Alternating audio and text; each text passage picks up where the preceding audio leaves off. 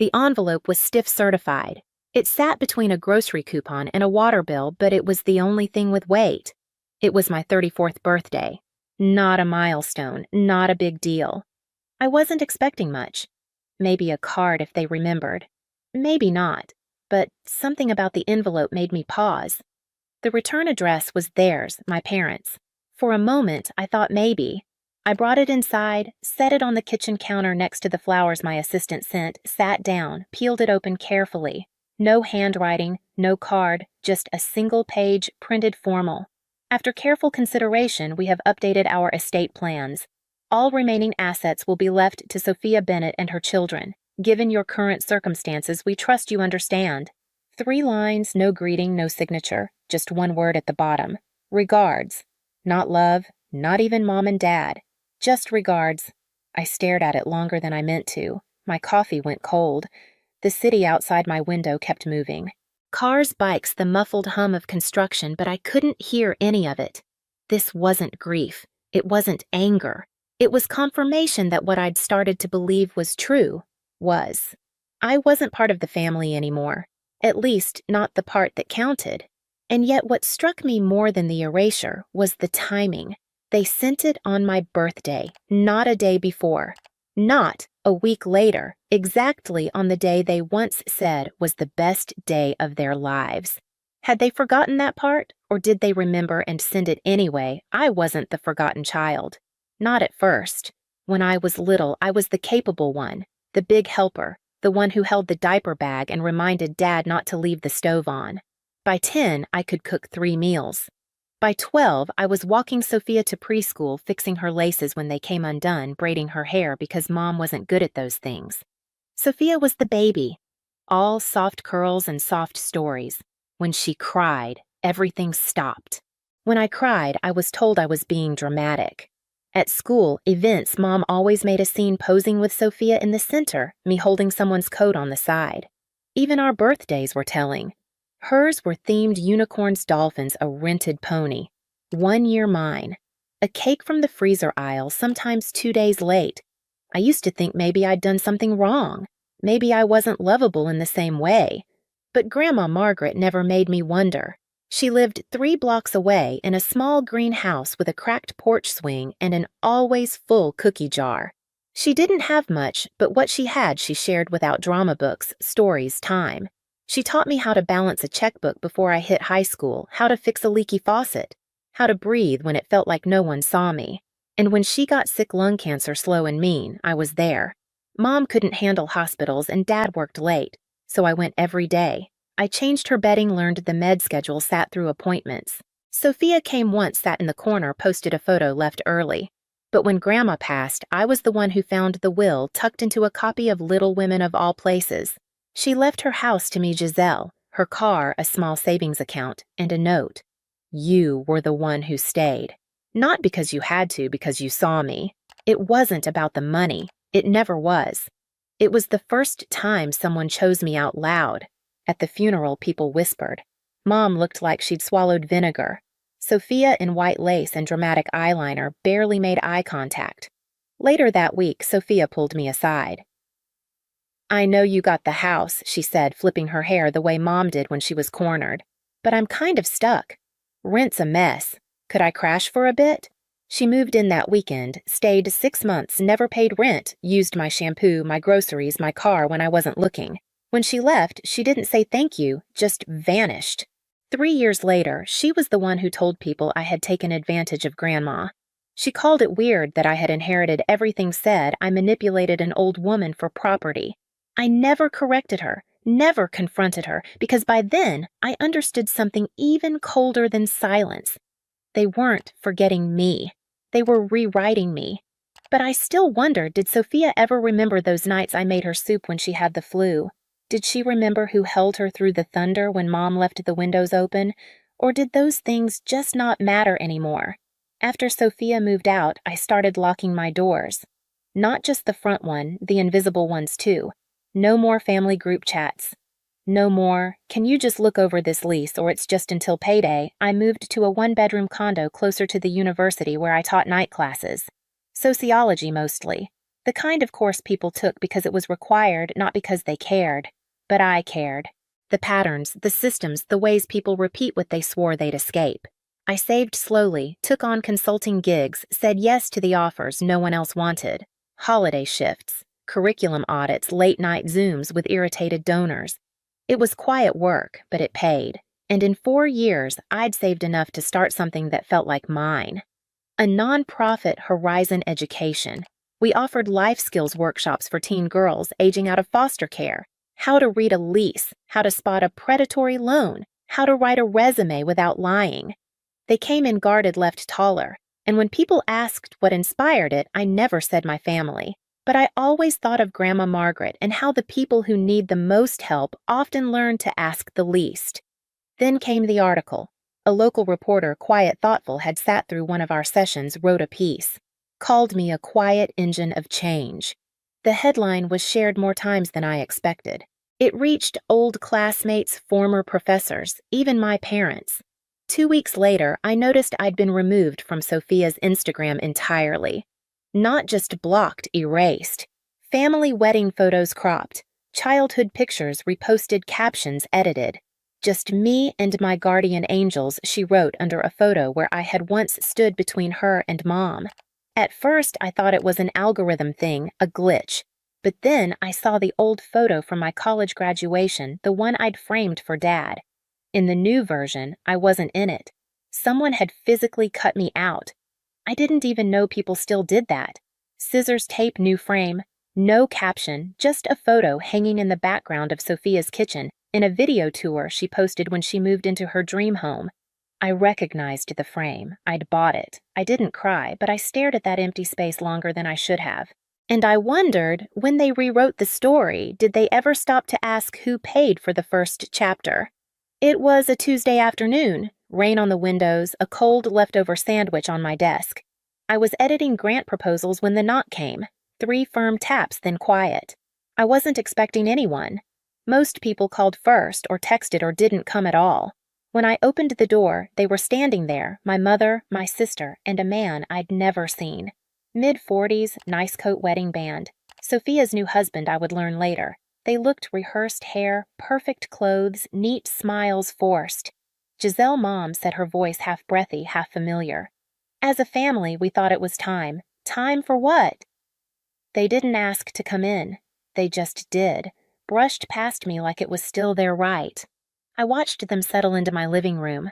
Sophia curled into the corner of my couch like she used to in high school, except now in heels, full makeup, like a woman playing a girl she barely remembered being. Her husband said nothing, just nodded politely, like he'd been told to stay out of it. Mom started with compliments, how proud she was, how she'd always known I'd do something meaningful, how she showed the article to some people at church. Then came the ask. Sophia and her husband had started a business, real estate marketing. It had promise, she said, but they needed startup capital. The bank wouldn't approve the full loan amount without a co-signer, someone reputable, someone with a proven record of stability. They wanted me to back them on paper just for a year, maybe less. I know things were tense for a while, Mom added, eyes wide. But family finds its way back right. Sophia didn't speak. She looked down at her hands the way she used to before a lie. I didn't say yes, I didn't say no. I stood there watching them sit on my couch, a couch I bought in a home I built, asking for trust they never earned with voices that had once called me ungrateful. I walked to the kitchen, poured a glass of water, brought it to the coffee table, set it down, didn't speak. Sophia finally looked up. I just thought you'd understand, she whispered. Her voice cracked, but her mascara didn't. I thought about saying it, about listing every time she hadn't understood me. Every time she left, erased, rewrote. Instead, I just looked at the water and waited for it to go still. They didn't stay long, didn't finish the pitch, didn't finish the water. The door clicked shut behind them with the kind of quiet that feels heavier than a slam. And I stood there in the silence, they left wondering, did they really think I wouldn't remember? The envelope this time wasn't certified. It was hand-delivered. Thicker, colder, a civil complaint. They were suing me, my own family. The charge, unjust enrichment. They claimed I'd used undue influence to inherit Grandma Margaret's house and savings, that I'd manipulated her, isolated her, cut them out. That Sophia had been the true heir, but I'd intervened. It read like a script, a fiction where I was the villain and Sophia the grieving granddaughter too kind to speak up until now. I sat with it for hours, didn't call anyone, didn't cry. I opened my filing cabinet and pulled out the folder I'd kept for years, medical records, handwritten notes, photos of me and Grandma in her garden at her chemo sessions, opening Christmas cards I'd signed for her when her hands shook too much to hold a pen, and the will notarized, filed, stamped by the county court on the day she died. I didn't need to defend myself, but I would. My lawyer was a former student of mine. Olivia Carter, smart, unshakable. She'd once written a dissertation on power dynamics and inheritance disputes. When I showed her the complaint, she didn't blink. "We've seen this before," she said. "But they made a mistake." I raised an eyebrow. Olivia smiled, just barely. "They submitted altered evidence. Sophia had forged documents, emails supposedly from Grandma, notes that didn't match her handwriting.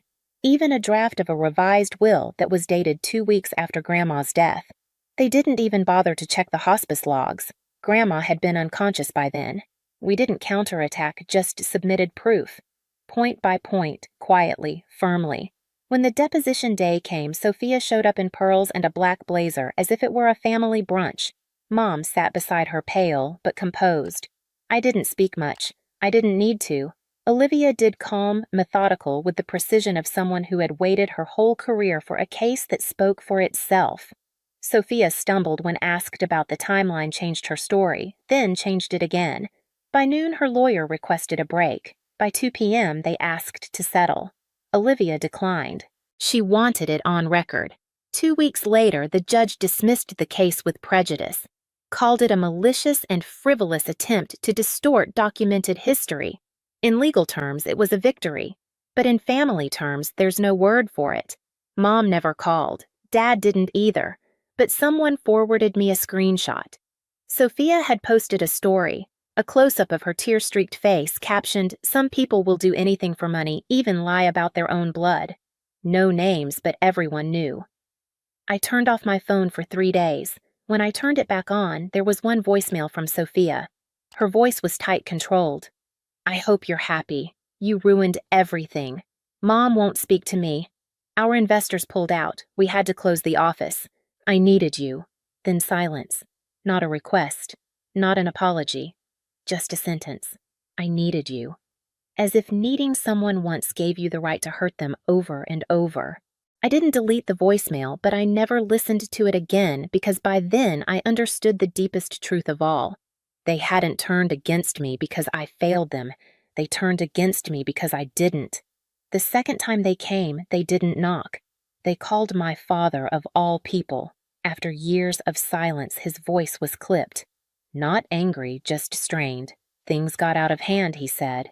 "Your sister regrets a lot. So do we. The lawsuit, that was unfortunate, but we're family, and families survive worse." I didn't answer right away. I waited. Let the silence do the sorting. Finally, he cleared his throat. "We'd like to invite you to a gathering. Your cousin Henry is getting married. Big celebration. Lots of people. It would mean something if you showed up." I almost laughed. Not out of cruelty, just the absurdity of it. They wanted me there, not for reconciliation, for optics, because now my name meant something. The nonprofit had expanded. Horizon was in 3 states. We'd partnered with a national women's leadership fund. My face had been on the cover of a regional magazine. From Forgotten to Force, it said. They didn't want me.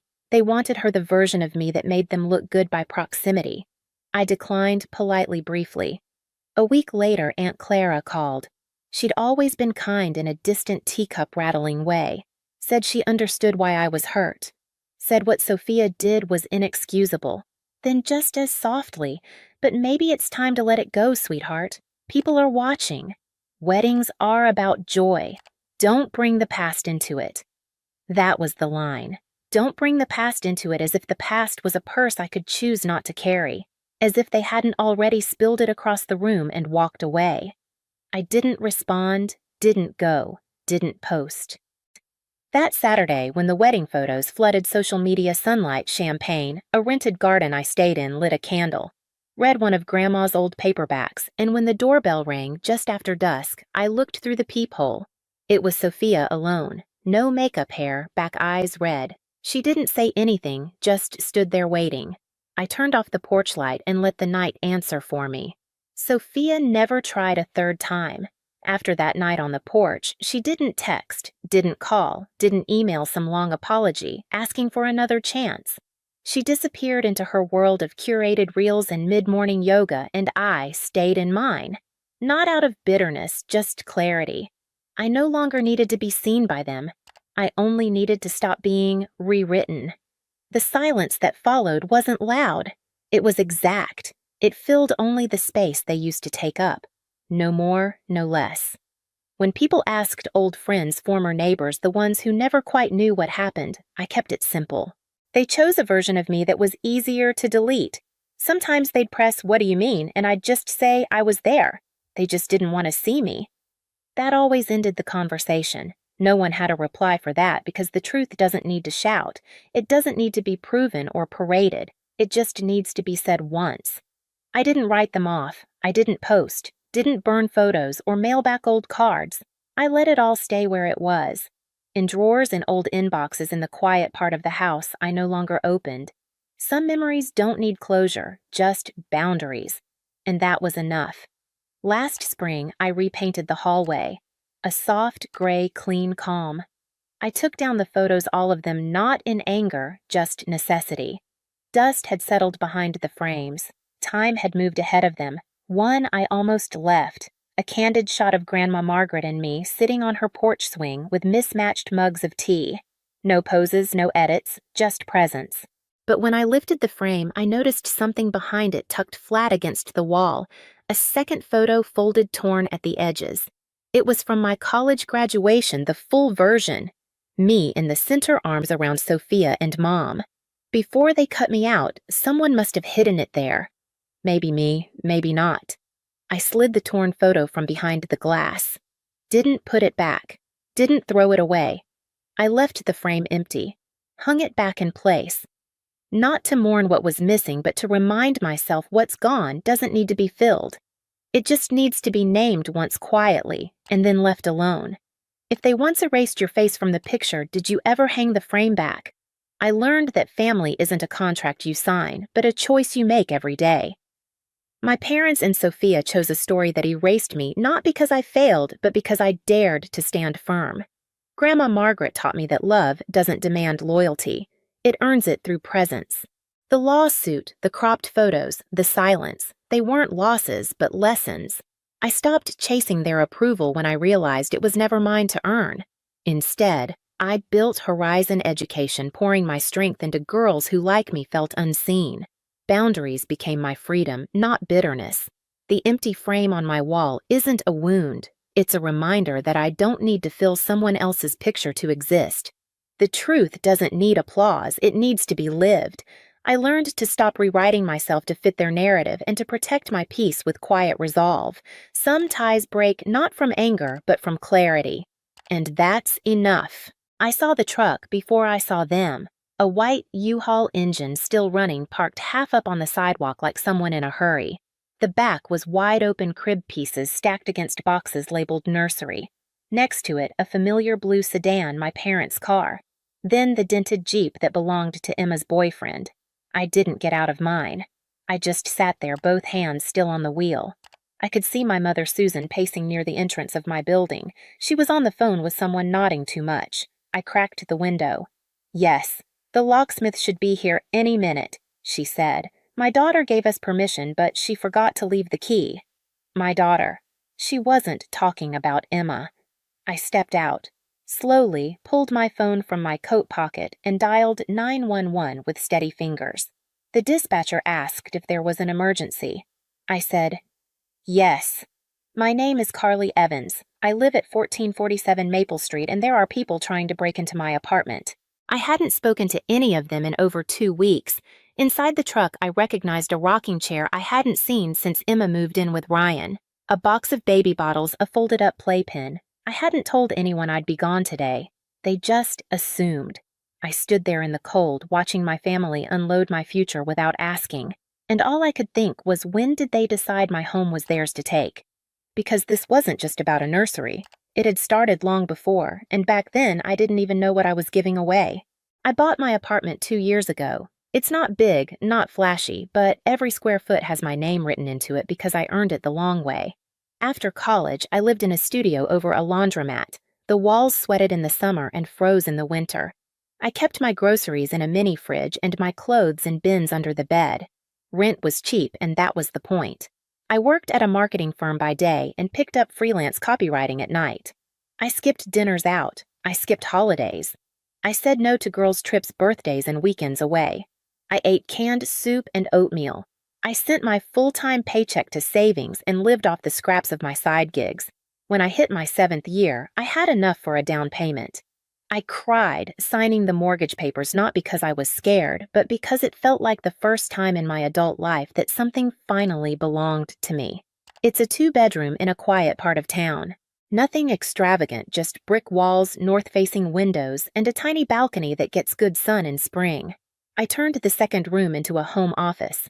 I work hybrid, 3 days remote, 2 in office, and that room kept me sane through pandemic burnout and budget layoffs. My parents, Susan and David, came to see it once. Susan walked through it like she was taking inventory. David tapped the walls and said solid bones. Then they didn't say much. No congratulations, no real reaction. They told me later they thought I was rushing into ownership. But I didn't buy this place to prove anything. I bought it because I was tired of asking permission just to feel safe. Every inch of it was mine. The coffee ring on the nightstand, the dull scrape where my office chair wore the floor down. Even the smell pine cleaner and lavender smelled like me. That's what they tried to take. Not just a space, but the only thing in my life I didn't have to justify keeping. My sister Emma and I grew up in the same house, but it never felt like we grew up in the same family. She was always the softer one, curly hair, dramatic, and endlessly adored. I was quieter, sharper at the edges. I did my homework. I remembered to feed the dog. I packed my own lunch by 5th grade. Emma forgot her shoes to school once, and they brought them to her wrapped in a towel like she was Cinderella. It wasn't blatant, not at first, just small things that added up. Emma got the bigger bedroom. I got her hand-me-down furniture. If we fought, I was told to be the bigger person. If she cried, I was told to give her what she wanted just this once. I learned early that if I stayed useful, I'd stay out of trouble. By high school, the gap had widened. I was applying for scholarships while Emma was sneaking out with boys who never stayed long. She dropped out of college her first semester, tried again a year later, and left before midterms. She's worked at a dozen places, coffee shops, boutiques, a yoga studio she didn't even like. None of it stuck, but she always landed on her feet. Our parents, especially Susan, had a way of framing it. She's just finding herself. She's creative. The world's not built for girls like her. And maybe that was true. But it didn't stop the pattern. Every time something fell apart, they caught her and I kept working. When Emma announced she was pregnant, no one blinked. She was 10 weeks along, barely showing, but Susan lit up like she'd won the lottery. David made a toast at dinner. To new beginnings! Ryan sat beside her, saying nothing, looking proud like he'd just solved a crossword puzzle. They were thrilled. Their first grandchild, their second chance. Emma beamed. I gave her a pair of newborn socks wrapped in tissue. She said cute and moved on. I smiled. I always smile, but inside I felt something shift. Something small and sharp, like the first pop of a seam when a fabric's been stretched too tight for too long. It happened on a Sunday. We were sitting at the dinner table in my parents' house. Emma had been talking about morning sickness like it was a badge of honor.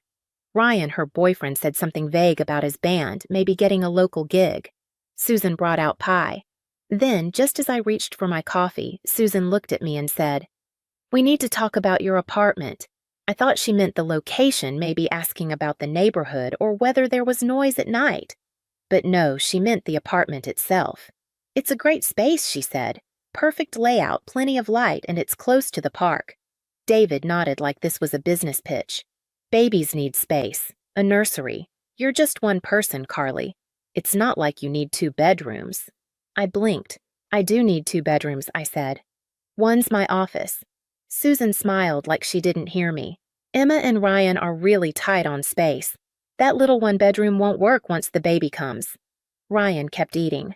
Emma was quiet, rubbing her stomach like it meant something more than 10 weeks should. "You want me to let them move in?" I asked. They didn't blink. David shrugged. "It's just logical. You can find something smaller. You'd even save on monthly costs." "Not rented," I clarified. "Give it up. Family helps family," Susan said. "And someday when you have kids, Emma will help you." Emma smiled soft and closed. She didn't offer a word of thanks, just looked at me like the outcome had already been decided. I set my coffee down. "No," I said, not loud, not angry, just solid. That's when Susan's eyes watered. "I just thought with everything your sister's going through," David added, "it's not about the property, it's about people."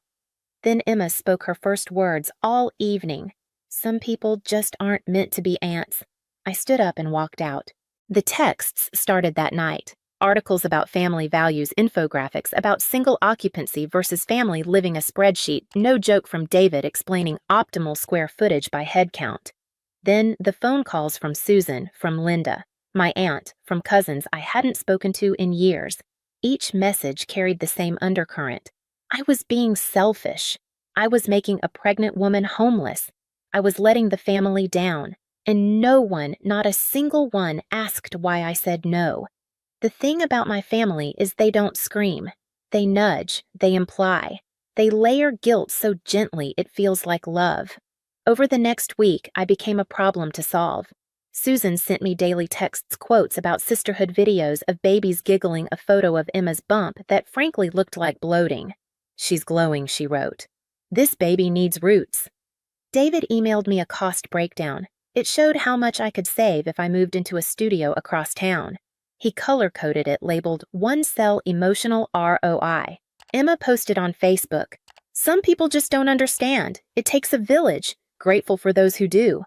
I didn't reply, but Linda did. So did 3 cousins. The comments turned into a chain of thinly veiled digs at me. "Kids show you who's really generous. Some folks forget who held them through the flu at age 5. I started dreading my phone. Every ding felt like a warning shot. I tried to explain that Emma wasn't homeless, that she lived with her boyfriend in a functioning apartment, that I worked from home, that my mortgage wasn't something I could just break. No one heard it. Or maybe they did, but they'd already written the story in their heads. And in that version, I was the villain. What cut deepest wasn't the pressure. It was the assumption that I could be sacrificed without asking. They didn't offer to let Emma stay with them. They didn't suggest a loan or help finding a bigger rental. It was always my apartment, my space, my life that needed to move out of the way because I always figured it out. I always said yes. I was the dependable one, the strong one, the one who made things work while Emma unraveled. And for the first time in my life, I began to wonder, was being dependable just another way of being disposable? I brought all of it, every screenshot, every voicemail to therapy. My therapist looked at me and said, "You're allowed to want a door that only opens from the inside." That line sat in my chest for days, because that's all I ever wanted, really, a space that didn't come with conditions, a life that didn't require permission. I thought maybe if we talked in person it would help. So I invited everyone, Susan, David, Emma, and Ryan, over to my apartment for lunch that Saturday. I wanted it to be calm, neutral territory. I even made pasta salad from my mother's recipe, thinking it might soften things. They showed up 45 minutes early. I was still chopping basil when I heard my front door unlock. My mother still had a spare key from when I first moved in. I never thought to take it back. That would change. Susan walked in like she'd never left. David followed holding a laptop bag, then Emma rubbing her belly again, then Ryan, then surprise Aunt Linda and her husband Michael. I hadn't invited them. I asked what they were doing here, and Susan said, "We thought it would help to have family present just to keep things constructive." Ryan dropped onto my couch and picked up my PS5 controller like it belonged to him. Emma started walking through the apartment slowly like a realtor surveying a new listing. I didn't say anything. Not yet. David opened his laptop at the dining table. I put together a short presentation, just some thoughts on space utilization. "You'll find the logic pretty sound." Susan began rearranging my spice rack. I told everyone to sit down, but Linda beat me to it. Carly, we're here because we love you and because family means sometimes doing things that aren't easy. Then came the speeches. David spoke about sacrifice, Linda about how her generation understood duty. Emma talked about her morning sickness. Ryan mentioned that his band might need a garage for practice. My building doesn't have a garage. I waited. I listened. And when it was my turn, I spoke softly. I said I understood their concerns. I wasn't heartless. I loved my sister. But this apartment was mine, not a community resource. I offered to help Emma look for a new place. I even said I'd contribute toward a deposit up to $1,000. Emma stood up. "I just need to see something," she said, and walked straight into my bedroom. I followed. She was in my closet with her phone flashlight out scanning the walls. "This would be perfect for the nursery," she said. "The closet's big enough for a changing table." "What are you doing?" I asked. "Just planning ahead. Mom said you'd come around." Back in the office, Susan was measuring the wall with a tape measure. That's when I knew this wasn't a discussion. It never had been. The next morning, I changed the locks. It felt ridiculous, like overreacting, but I couldn't shake the image of my mother with a measuring tape in my office and Emma in my closet mapping out a future they never asked if I was part of. I thought that would be the end of it. It wasn't. 2 days later, I got a text from Emma with a Pinterest board titled Carly's Apartment Nursery Ideas. It had 47 pins, color swatches, crib options, a glider that cost more than my rent used to. The caption said, "So excited." The next morning, Susan called sobbing. She'd tried to let the designer in and had been humiliated when the locksmith turned her away. "Why are you making this harder than it needs to be?" she said. That same afternoon, the property manager from my building called. Someone he wouldn't say who, but we both knew had tried to add Emma and Ryan to my lease. When told only I could make that change, they asked about family transfer policies. There weren't any. The day after that, my security camera buzzed. 2 figures at my front door. One was Emma. The other was a woman in business casual holding a clipboard. They tried multiple keys for nearly 10 minutes before giving up. That night, the family group chat lit up. Susan Carly refused to let the nursery designer in. She wasted $200. "Emma, some aunt you turned out to be. David, your mother hasn't stopped crying. Happy now?" More comments followed. Some from cousins I barely knew. Some from relatives who hadn't spoken to me in years. All of them carried the same message.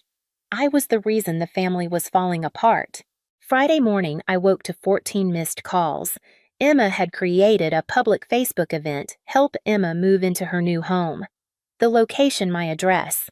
23 people had RSVP'd. I commented, "This is my apartment. Emma does not live here and will not be moving in." The event was deleted within the hour, but not before screenshots were shared in the group chat with captions like, "Cruelty documented," and "Imagine doing this to your own sister." I'd always known they underestimated me. Now I was starting to understand by how much. 3 weeks later, things went quiet. Too quiet. No texts, no calls, no new group chat wars. I let myself believe for a moment that maybe they were backing down. They weren't. That Thursday, while I was at the office downtown, my actual office, not the one in my apartment, I got a text from my neighbor Brian. "Hey, everything okay? There's a moving truck outside. Thought you were going on vacation." My stomach dropped. I opened the app for my security cameras and there it was, clear as day. A U-Haul parked out front, Susan's car in the visitor spot, Emma's Jeep behind it. The back of the truck already open, filled with boxes labeled Baby Clothes Nursery and Books Ryan. I left work without telling anyone. That 20-minute drive felt like hours. When I pulled up, I saw the crib from Emma's old apartment, a stack of diaper boxes, the rocking chair again. My name was still on the door, but they were preparing to erase it.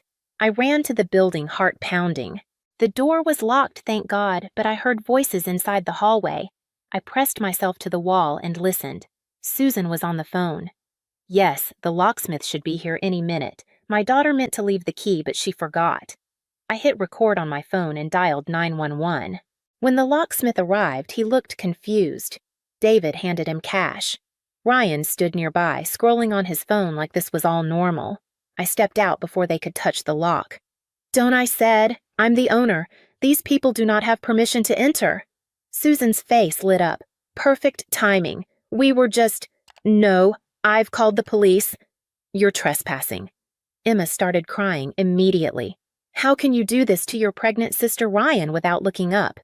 "Dude, the truck's only rented till 4. The locksmith stepped back. "I'm not getting involved in a family thing," he muttered and left just as the police pulled up. I showed the officers my ID, my lease, the cease and desist letter I'd sent, and the video footage. My parents tried to spin it as a misunderstanding. The officers didn't buy it. Then came the best part. One of the 2 men they brought, guys I didn't recognize, got nervous when the officers asked for ID. Turns out he had a warrant for unpaid child support. He was arrested on the spot. The other man admitted he was a tenant relocation specialist. In other words, someone they hired to move me out if I resisted. He left before anyone else could speak. The officers issued an official trespass warning. "Any further attempts to enter this property," one of them said, "will result in arrest." And still, David turned to me and said, "All this for an apartment." "No," I said. "All this because you thought I wouldn't fight back." The next morning, I checked my mailbox and found an envelope from my parents. Inside was a rental agreement stating that I would be renting my apartment to Emma for $500 a month, already signed by Emma with Susan and David listed as witnesses. There was a note. "Carly, we thought this would be fair. You can stay with us until you find something suitable." Mom and Dad, I called my lawyer. We filed a cease and desist order against all 3 of them. I also filed for a restraining order and had the building formally trespass them. I changed my emergency contacts at work, removed them from my banking info and insurance beneficiaries. Then I blocked their numbers except through legal channels. The family chat exploded. Linda called me cruel. My cousin James texted, "Wow, money really does change people." Uncle Robert chimed in. "Your grandparents would be ashamed." Susan sent one final message. "I don't have a daughter anymore." David added, "All this for an apartment. Hope you enjoy living alone forever." Only one voice came quietly. "Sarah." My cousin messaged me privately. "Saw the footage. They're out of their minds. Stand your ground." I posted the video to my own Facebook. No caption, just the raw truth. In the days that followed, the harassment hit a different gear. Someone sent 5 food delivery orders I never made. My number showed up on a Craigslist post offering a free PS5. I started getting dozens of spam newsletters. 3 locksmiths called about a lockout request I hadn't submitted. Then came the lawsuit. I received a certified letter from their lawyer. My family was suing me for emotional distress breach of verbal contract, unlawful eviction damages for moving truck rental and storage fees. They wanted $15,000 in the apartment. My lawyer laughed when he read it. Actually laughed. He filed a countersuit for attempted fraud, harassment, illegal entry, and defamation. Then discovery began, and that's when everything broke open. Texts between Emma and Ryan's mom, subpoenaed as part of the fraud charge, revealed their full plan. "Move in. Let me keep paying the mortgage. Stop paying anything once the baby arrived." Claim I couldn't evict a family with a child. Eventually take over the apartment altogether. Emma even wrote, "Once we're in a year, squatters' rights kick in." We looked it up. They didn't. That's not how it works in our state. The lawsuit didn't last long. The judge called it baseless and a clear misuse of the court's time. Their own attorney, some poor man probably hoping for a quiet retirement, apologized to mine in the hallway. He'd advised against the case, but Susan and David were determined to be heard. They were just not the way they wanted. My countersuit moved forward. We had the texts, the security footage, the forged rental agreement. We had Ryan's mom's statements and the timeline to match. Harassment was clear. The calls, the messages, the food deliveries, the locksmiths. Trespassing stuck, even if they didn't technically break in. Fraud. That was the crown jewel. Emma got 18 months probation and 100 hours of community service.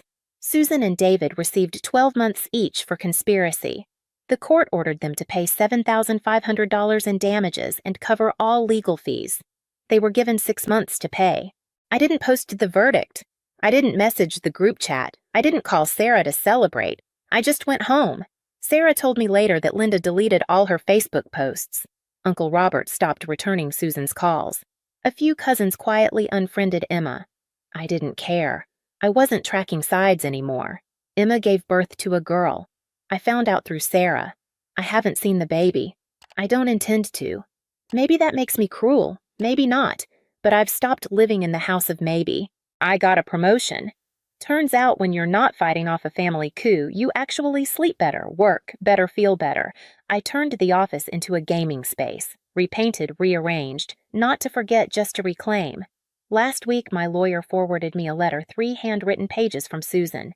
She missed me. The family had changed. She wanted to move past this. There was no apology, no mention of what they tried to do, just paragraphs about her grief, her disappointment, her hurt. I read it once, then I folded it up and dropped it in the trash. I didn't need to scream. I didn't need revenge. I just needed it to be over. I haven't spoken to Emma since the court date. Not when she gave birth. Not when Susan posted a blurry photo of the baby swaddled in pink with the caption, "The light at the end of everything." Not when Ryan disappeared from the picture, packed up his gear, and moved to Los Angeles like he'd always said he would. He'd had $23,000 saved, separate account. Sarah found out through his mother, who was just as blindsided. Emma had no idea. Turns out he'd never planned to stay. Not with her, not with the baby. Now she lives back at home. 5 people in one house. Emma, the baby, Susan, David, and the echoes of a plan that didn't work. David picked up extra shifts. Susan retired early to help with childcare. Sarah says the baby cries a lot, that Emma's overwhelmed, that Susan is too tired to pretend it's fine. Sometimes I think about the baby. She didn't ask for any of this. She didn't lie. She didn't manipulate. She was just born into a storm. So I did one thing. I set up a trust, small but solid, just enough to give her a choice one day. She won't know about it until she turns 18. Emma won't be able to access it. There's no note, no card, no strings. It's not for them. It's for her. For the girl born into a mess I didn't make but refused to clean up. I don't know if she'll understand. Maybe she'll resent me for not being around. Maybe she'll never even know my name. But if someday she opens a letter with her college acceptance, or signs a lease she chose for herself, or simply looks around and realizes she's free, then that will be enough. That will be mine. I learned that boundaries aren't just lines you draw. They're the foundation of who you are. My apartment wasn't just brick and mortar. It was the life I built piece by piece through sacrifice. Letting my family assume they could take it taught me that love doesn't mean giving up what's yours. It means standing firm even when guilt feels like love in disguise. I realized being dependable doesn't make you disposable, but only if you refuse to let others treat you that way. Saying no was my rebellion, not against family, but against a version of myself that always said yes. The hardest lesson was seeing that some people will rewrite your story to fit their needs, but you get to hold the pen. Setting up the trust for my niece wasn't about fixing their mess. It was about giving her a choice I fought to keep. Freedom comes from knowing your worth isn't tied to what you give away. I don't need their approval to live in my truth. My home, my rules, my life, that's enough. The restaurant was one of those places where they don't list prices on the menu. The kind of establishment that assumes if you're asking you can't afford it. Lou Bernardine in Manhattan. Mom's 60th birthday. My sister Rebecca had insisted on choosing the venue. It's Mom's special day, Rebecca had announced 3 weeks ago during our family video call. Somewhere elegant. Somewhere worthy of the occasion. I'll handle the reservation. What she'd really meant was, somewhere expensive enough that I'd feel uncomfortable. Somewhere she could remind everyone that she was the successful one. I sat at the corner of the table wearing the same navy blazer I'd owned for 6 years. Around me, my family sparkled in designer labels and custom tailoring. Rebecca wore a Prada dress that probably cost more than most people's monthly rent. Her husband, Trevor, had matching Tom Ford cufflinks and watch. Even my younger brother Mark had shown up in a Hugo Boss suit. I looked like I'd walked out of AJ.Crew catalog from 2018. Which was exactly the image I'd cultivated for the past 7 years. So, little brother, Rebecca said as the second bottle of wine arrived, a $400 Bordeaux that Trevor had selected with performative expertise. Still doing your internet thing? The table went quiet. It was a familiar pause, The kind that preceded Rebecca's carefully crafted humiliations. Yes, I said simply. Still doing that. Daniel runs a successful online business. Mom interjected hopefully. My mother, ever the peacemaker, trying to defend me with words she didn't really understand. Rebecca's laugh was crystalline and cutting. Mom, stop. It's sweet that you're supportive, but let's be realistic. She turned to me, her expression a perfect blend of pity and condescension. How much are you actually making from your little blog or whatever it is? It's not a blog, I said calmly. It's an investment and venture capital firm. Trevor snorted into his wine. A venture capital firm. That's adorable. Rebecca, did you hear that? Your baby brother thinks he's running a VC firm. Rebecca patted my hand in a gesture that made me feel like I was 8 years old again. Danny, there's no shame in admitting you're still figuring things out. You're what, 27? Most people your age are still entry-level somewhere. The fact that you're trying entrepreneurship it's cute. I'm 28, I corrected quietly. Right, 28. Still so young. She sipped her wine. Trevor and I were talking, and if you need help we might be able to get you an interview at my company. Maybe something in operations? Or assistant to one of the junior project managers. My sister was 33. She'd graduated from Wharton 5 years ago and immediately joined a tech startup called Edge, a machine learning platform for enterprise clients. Her MBA and connections had landed her a VP of business development role, and she'd spent the past 5 years making sure everyone knew about her success. Edge had raised $380 million across 3 funding rounds. Rebecca had been featured in Forbes 30 Under 30. She spoke at conferences. She posted on LinkedIn constantly about disruption and innovation and scaling. She had no idea that I'd been her company's largest investor since Series A. That's generous, I said, cutting into my $75 Dover sole. But I'm happy with my current work. Mark jumped in, younger brother solidarity evaporating the moment Rebecca gave him an approving look. Come on, Dan. Mom said you're still living in that studio apartment in Queens. When are you going to get serious about your career? I like my apartment, I replied. It was true. The 600-square-foot studio near Astoria Park cost me $1,800 a month and was walking distance to the subway. Perfect cover for someone managing a $680 million investment portfolio. You like it because you can't afford anything better, Rebecca said. Which is fine. Not everyone can be high earners. Some people are just more practical. Trevor leaned forward, clearly enjoying himself. Rebecca told me you asked to borrow money for rent last year? I had $1,200 in March 2024, when I was deliberately living lean while allocating capital to 3 new portfolio companies. I'd paid Rebecca back within 2 weeks, but she'd never let me forget it. I paid you back, I said quietly. Of course you did. I'm not saying you're irresponsible.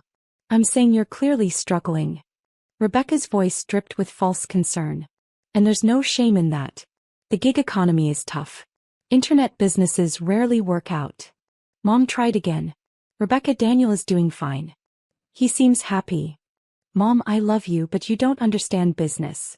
Rebecca set down her fork with the air of someone about to deliver uncomfortable truth. Danny's been building his internet business for 7 years. 7 years. If it was actually successful, we'd see results by now. Real businesses scale. They generate revenue. They create wealth. She gestured around the table. Look at us. Trevor's a partner at his law firm. Mark just made VP at Goldman. I'm running business development for a company valued at over $1 billion. We're contributing to the economy. We're building real things. And Danny's. Trevor paused theatrically. What exactly do you do again?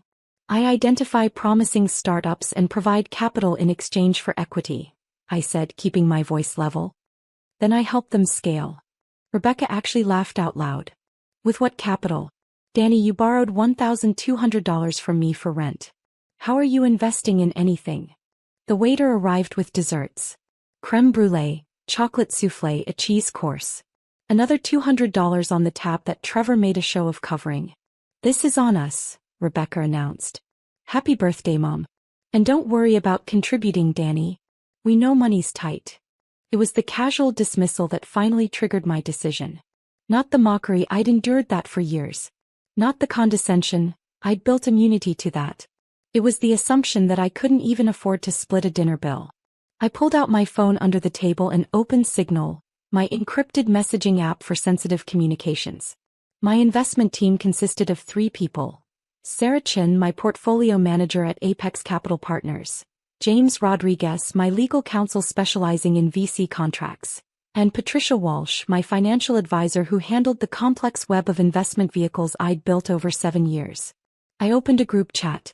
Daniel. Emergency liquidation required. Neural Edge complete withdrawal. All positions across entities. Timeline. Immediate. The response came within seconds. Sarah. Confirming full Neural Edge exit? That's $152 million across 4 entities. Daniel.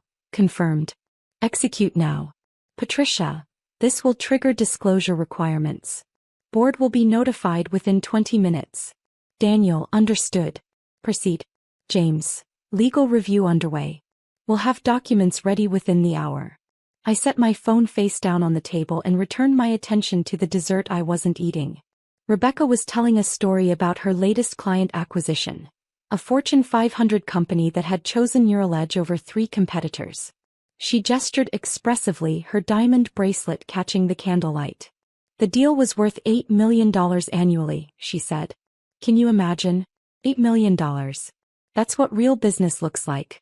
That's what happens when you play in the major leagues. Impressive, I murmured. It is impressive, Trevor agreed. Unlike some people, Rebecca actually understands how to generate value in the marketplace. My phone buzzed. I glanced down. Sarah. Series A liquidation initiated.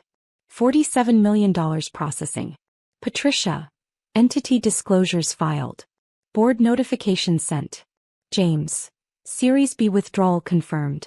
$58 million transferred. Rebecca's phone rang. She glanced at the screen, frowning. It's Brad from the board. That's weird, it's Saturday night. Answer it, Trevor suggested. Might be important. She excused herself from the table, phone pressed to her ear as she walked toward the restaurant's entrance. Mark filled the silence. So Dan, seriously, what's your 5-year plan? You can't do this internet thing forever. Why not? I asked. Because it's not sustainable. You need stability. Benefits. A 401k. You need to join the real world. The real world, I repeated. You know what I mean. Corporate America. Actual companies with actual structure. What you're doing is it's playing pretend. My phone buzzed again. Sarah. Series C liquidation complete. $47 million transferred. Total withdrawn. $152 million. Patricia. Neural Edge board has been notified. Kyo is being briefed. James. All positions cleared. 0 remaining equity in Neural Edge across all entities. Through the restaurant's floor-to-ceiling windows, I could see Rebecca pacing on the sidewalk, her free hand gesturing wildly as she talked on the phone. Even from inside I could see the color draining from her face. Trevor's phone rang next. Then Mark's. Then surprisingly Mom's. What in the world? Mom said, looking at her screen. It's Rebecca calling me. But she's right outside. Trevor answered his phone. Babe? What's going on? We couldn't hear Rebecca's response, but we watched Trevor's expression transform from confused to shocked to horrified in the span of 10 seconds. That's impossible, he said into the phone. There must be a mistake. Hold on, I'm coming out. He practically ran to the door. Mark's phone continued ringing. A call from Rebecca that he answered with growing confusion. Sis? Wait, slow down. What do you mean liquidation? I sat quietly, finishing my water. Mom looked at me with worried eyes. Daniel, do you know what's happening? I might, I said softly. Through the windows I watched Rebecca's animated conversation with Trevor. She was pointing at her phone, then at the restaurant, then back at her phone. Trevor had his hands in his hair. His carefully styled $200 haircut hair. Mark ended his call. Something's wrong with Rebecca's company. Some major investor just pulled out. Like catastrophically pulled out. How catastrophic? Mom asked. She said $150 million. She said it might tank their entire Series D funding round. Mark's face was pale. She said the board is having an emergency meeting tomorrow morning. Rebecca and Trevor burst back into the restaurant. Rebecca's perfect makeup was smudged, she'd been crying. Trevor looked like he'd seen a ghost. "We need to go," Rebecca announced. "Emergency. I'm so sorry, Mom. I have to deal with this." "What happened?" Mom stood reaching for her daughter. "Our largest investor just liquidated every single share. $152 million. Gone. Just gone." Rebecca's voice was shaking. "The board is panicking. Our CEO is on a plane back from Tokyo. The Series D investors are spooked. This could destroy everything." "Who was the investor?" I asked quietly. Rebecca turned to me, mascara running. "Some group called Apex Capital Partners. We've never even met them. They've been completely passive for 4 years. And now, out of nowhere, they're pulling everything." "Apex Capital Partners," I repeated. "They were our anchor investor. Series A, Series B, Series C, they were in every round.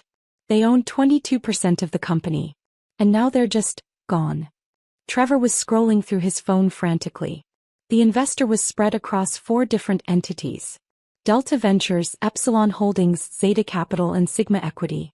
All managed by Apex. Those were my entities. The same structure I'd used for Morrison Industries. The same careful separation that kept my identity hidden while allowing me to deploy capital strategically. "Why would they pull out?" Mom asked. "No explanation," Rebecca said. "Just a formal liquidation notice filed with the SEC 20 minutes ago. The board got an automated notification. No warning. No discussion. Just gone." Mark was reading something on his phone. "Holy shit. This is already hitting Twitter. Someone leaked it. Breaking. Neural Edge loses $152 million anchor investor. Series D funding in jeopardy." Rebecca sank into her chair. "This will kill the Series D. We were closing a $200 million round next month. But if our anchor investor just fled, no one else will touch us. They'll think we're hiding problems. They'll think the company is failing." "Is the company failing?" I asked. "No. We're growing 40% year over year. We just signed 3 major clients. Our technology is solid. We're profitable." Her voice cracked. "But it doesn't matter. In venture capital, perception is reality. If Apex thinks we're a bad bet, everyone else will too." Trevor was making calls, his voice low and urgent as he stepped away from the table. Rebecca looked at me, tears streaming down her face. "I'm sorry, Danny. I know I was being mean earlier. I'm stressed and I took it out on you. I'm sorry." It was the same apology she always gave after humiliating me. Quick, superficial, designed to make her feel better rather than address the actual problem. "It's okay," I said automatically. "It's not okay," Mom said firmly. "Rebecca, you were horrible to your brother. You've been horrible to him for years." "Mom, not now." "Yes, now." Mom's voice had steel in it. "Your brother has never been anything but supportive of you. And you treat him like he's an embarrassment." Rebecca wiped her eyes. "I know. You're right. I'll do better. I promise." She grabbed her purse. "But right now I need to deal with this crisis. My entire career is imploding." My phone buzzed. "Sarah. Neural Edge stock price down 18% in after-hours trading. News spreading fast. Patricia. 3 Series D investors have already pulled out. $60 million withdrawn from the round. James. CEO has requested emergency meeting with Apex. Wants to understand the withdrawal." I looked at Rebecca's tear-stained face. At Trevor's panicked expression. At Mark's shocked silence. 7 years of careful planning. 7 years of building a $680 million portfolio while living in a Queen studio apartment and wearing the same blazer to family dinners. 7 years of enduring condescension and mockery while secretly funding the very company my sister used as evidence of her superiority. "Rebecca," I said quietly, "do you want to know why Apex pulled out?" She turned to me, desperate. "Do you know something? Did you hear something? Your internet business stuff. Do you know people in VC?" "I know a few people," I said. "Can you help? Can you make some calls? I know we don't have the best relationship, but you're my brother. If you know anyone who might invest or who might talk to Apex." "I don't need to call Apex," I interrupted. "I am Apex." The table went silent. Rebecca's expression cycled through confusion, disbelief, and then something approaching horror as she processed what I'd said. What? I pulled up my phone and opened the Apex Capital Partners dashboard. The same dashboard I'd shown Morrison Industries. The same comprehensive portfolio overview that detailed every investment, every entity, every dollar. Apex Capital Partners, Principal Investor Daniel Robert Chin. Total assets under management, $680,447,332. Recent transaction, Neural Edge Incorporated complete liquidation. Delta Ventures LLC, $47,200,000. Epsilon Holdings LP, $58,100,000. Zeta Capital Partners, $31,500,000. Sigma Equity Group, $15,200,000 total withdrawal, $152 million status, complete. I connected my phone to the restaurant's display screen, the same screen they'd been using to show photos of Mom throughout the evening. The portfolio filled the wall-sized display. Rebecca stood slowly, walking toward the screen as if in a trance. That says your name. Yes. But that's not possible. You asked me for rent money. I borrowed $1,200 as a test, I said calmly. I wanted to see if you'd lord it over me. You did. Trevor was staring at the display. You have $680 million? Give or take, I said. The crypto holdings fluctuate significantly. Mark's voice was barely a whisper. You were Neural Edge's largest investor? Since Series 4 years ago, Rebecca came to me, not knowing who I was, and told me about this exciting startup she'd just joined. She said they were raising $50 million. She said it was a great opportunity for real investors. I pulled up the Series A documents. I invested $47.2 million through Delta Ventures. When you raised Series B, I added $58.1 million through Epsilon. Series C, another $31.5 million through Zeta. And when you needed emergency bridge financing during the pandemic, I provided $15.2 million through Sigma. Rebecca had gone completely white. You've been funding my company for 4 years? Yes. Why didn't you tell me? For the same reason I didn't tell Morrison Industries, or the 17 other portfolio companies I've invested in. I pulled up my complete holdings list, because I wanted to see if you'd value me for who I am, not what I have. The display now showed my full portfolio. Active investments, 23 portfolio companies. Total deployed capital, $445 million. Current valuation, $680 million. Average return, 52.7%. Rebecca was reading the list, her eyes widening with each line item. You invested in Stripe? Notion? And, oh my God, you were in the Figma round before the Adobe acquisition? Early investor. Made $43 million on the exit. Trevor collapsed into his chair. How is this possible?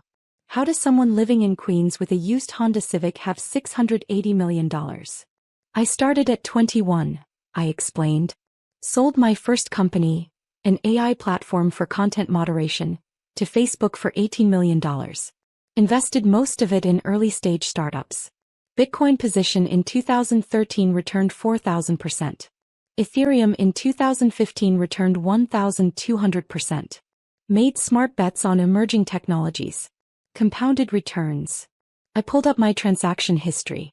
At 22 I was managing $50 million. At 24, $200 million.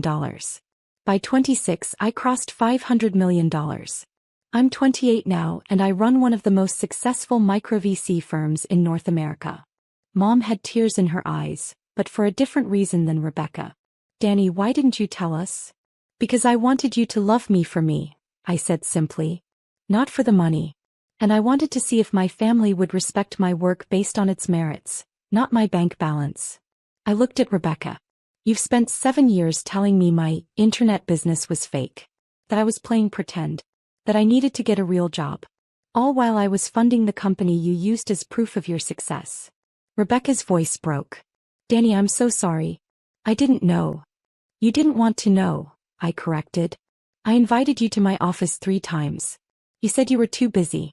I sent you articles about my investments. You never read them. I tried to explain what I did. You interrupted to give me career advice. Mark was scrolling through my portfolio with shaking hands. You have positions in 47 companies. The combined valuation is, Jesus, if even half these reach exit, you'll be worth billions. Probably, I agreed. The pipeline is strong. Trevor found his voice. So when you withdrew from Neural Edge? I withdrew $152 million from a company whose VP of Business Development told me tonight that I was playing pretend. That I needed to get serious about my career. That I couldn't even afford dinner at a nice restaurant. Rebecca was sobbing openly now. I'll apologize. I'll make it right. Please, Danny, you can't destroy my company over this. I'm not destroying anything, I said, echoing what I told Morrison Industries. I'm removing my capital from a company whose leadership demonstrated that they evaluate people based on surface appearances rather than actual competence. But I didn't know. Rebecca protested. Exactly, I said. You didn't know and you treated me like garbage anyway. What does that say about how you evaluate people? If I'm worthless when you think I'm broke but valuable when you know I'm rich, your entire value system is broken. My phone buzzed with another message from Sarah. Sarah, Series D collapse confirmed. $140 million withdrawn by investors.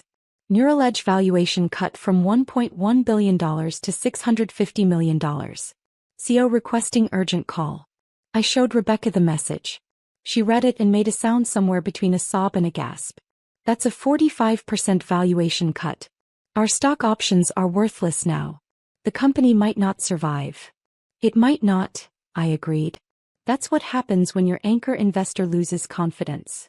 But you didn't lose confidence in the company, Trevor said slowly, understanding dawning. You lost confidence in the leadership. Specifically, in the person who spent 4 years convincing me that my contribution was worthless while living off my investment returns. Rebecca had sunk to the floor, her Prada dress pooling around her. What do I do? How do I fix this? You can't, I said. The SEC filings are public. The liquidation is complete. My capital has already been reallocated to companies whose leadership treats people with respect regardless of their perceived status. Mark was still staring at the portfolio display. Where did it go? The $152 million. I pulled up my recent allocation decisions. I split it across 4 new investments. A biotech startup founded by a former janitor who taught himself molecular biology. An AI company led by a community college dropout. A renewable energy firm started by 3 women who couldn't get funding from traditional VCs. And a logistics platform built by a warehouse worker who spent 10 years learning supply chains from the ground up. People like you, Mom said softly. People who were underestimated, I corrected. People who built something real despite everyone telling them they weren't qualified. People who proved that competence isn't about credentials. It's about execution. Rebecca was making phone calls now, frantic conversations with board members and investors. Trevor had joined her, both of them huddled in the corner trying to salvage what they could. Mark sat across from me, his expression shell-shocked. I can't believe you lived like this. The apartment, the clothes, the borrowed rent money, all while managing $680 million. It was necessary, I explained. If people knew, they'd treat me differently. They'd want things from me. They'd see the money instead of me. This way I got to see who people really were. And we failed the test. Spectacularly. Mom reached across the table and took my hand. I'm proud of you. I always have been, even when I didn't understand what you were doing. But Danny, you should have told us. Not because of the money but because you're our family. We should have known you were struggling with how we treated you. I wasn't struggling, I said. I was observing. And learning. And building something that didn't require your approval. Rebecca returned to the table, her phone clutched in her hand like a lifeline. The CEO wants to meet with you. He's willing to fly anywhere. He'll give you board seats, advisory position, whatever you want. Just please reconsider. I don't want board seats, I said. I want you to understand something fundamental about business and about people.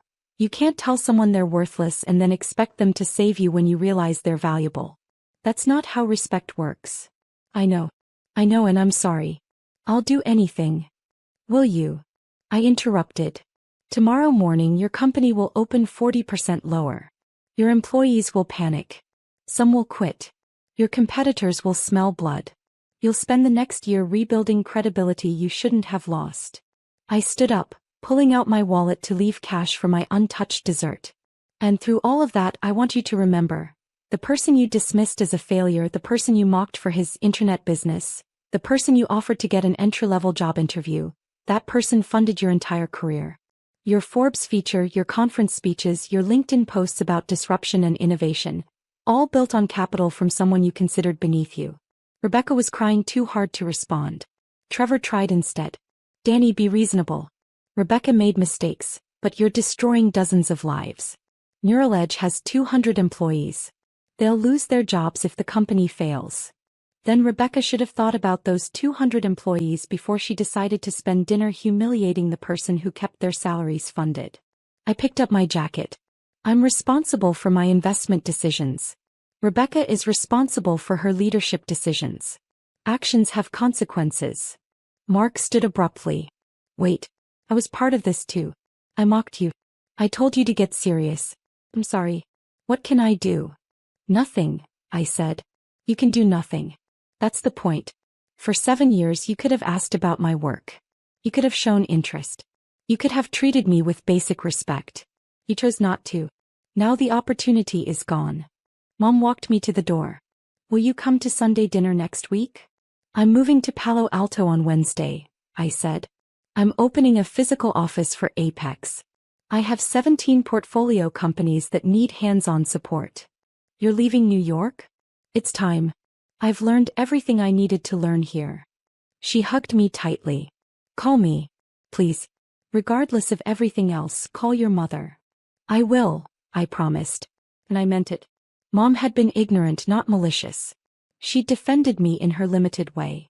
She deserved more than radio silence. Rebecca caught up to us at the door. Danny, please. I'm begging you. Not for me, for the employees. For the company. They don't deserve to suffer because I was a terrible sister. You're right, I said. They don't deserve it.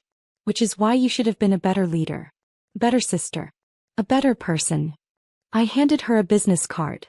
My real one with Apex Capital Partners printed in embossed letters. If you want to understand what happened tonight, really understand it, think about this.